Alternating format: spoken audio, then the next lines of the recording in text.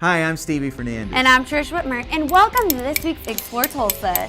Stevie, what on earth are you doing with those spoons? Trying to earn my way into the Oklahoma Jazz Hall of Fame. Artists inducted into the Oklahoma Jazz Hall of Fame have real talent, like that of Hal Singer and the others to be inducted at this year's gala. Now what are you looking for? My tuning fork.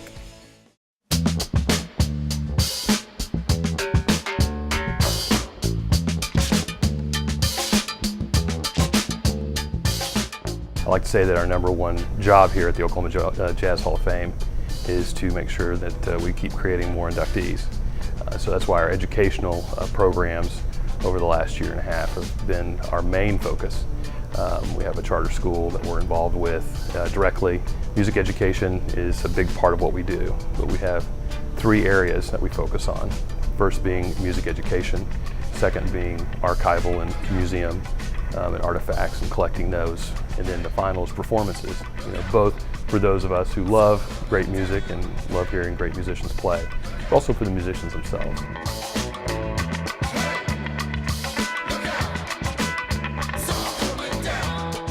Well, with Sankofa, it's first come, first serve. It's a public charter school, and it's focused just like every other school. We like to, in short, say reading, writing, and rhythm. And that's a lot of what we focus on outside of just Sankofa as well. We've got about 24 after-school programs and summer programs.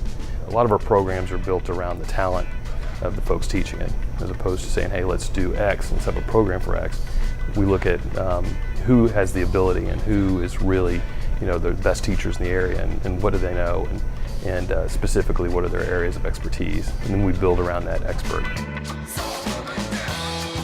A lot of them, directly, like Chet Baker, or guys like Charlie Christian. Eric Clapton will opine about all the different techniques that Charlie Christian developed as an electric guitar player. Because guitar was not an instrument like it is today. By amplifying it, it brought it into a whole new realm. As the story goes, Charlie Christian played with Benny Goodman, and at first Benny Goodman didn't see any need for having an electric guitar. Just didn't have a place in a big band.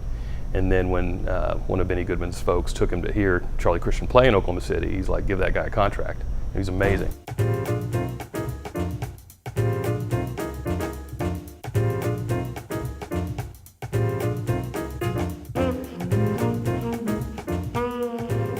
Amazing talent. He plays at least once or twice a week. Talking to him, he actually grew up here in Tulsa, hasn't been home in quite some time, has lived in Paris since the 60s. But when you hear him play, it's unreal, because it's like going back in time. He still has that technique that, frankly, he helped develop. You're looking at an individual that was in Duke Ellington's band when Duke Ellington started it. I mean, it's hard to get your head around, but what's amazing is he's still practicing that craft, and he really loves it, and he loves sharing it. Also, we'll honor J.J. Cale, and Mrs. Cale will be here to receive that award. He is one of the originators of the Tulsa sound, that really subtle mix of blues, gospel, and rock that is beautiful in its own simplicity. And folks like Eric Clapton totally idolized J.J. Cale for what he was able to do in the songwriting that he actually performed.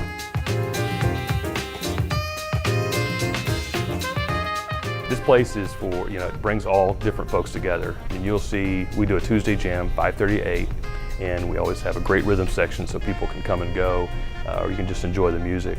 But you can see somebody who's 90 playing with somebody who's 15. And so, working here at the Jazz Hall of Fame, we're fortunate to have a crew of volunteers that are second to none, and it's a total labor of love. But we've got about 36 incredible volunteers that, kind of make this thing work very well, on top of the musicians that are here that give not only great performances, but instruction, and frankly, write some incredible compositions as well. So we like to think of ourselves as kind of the headwaters of creativity in this state when it comes to music and originality.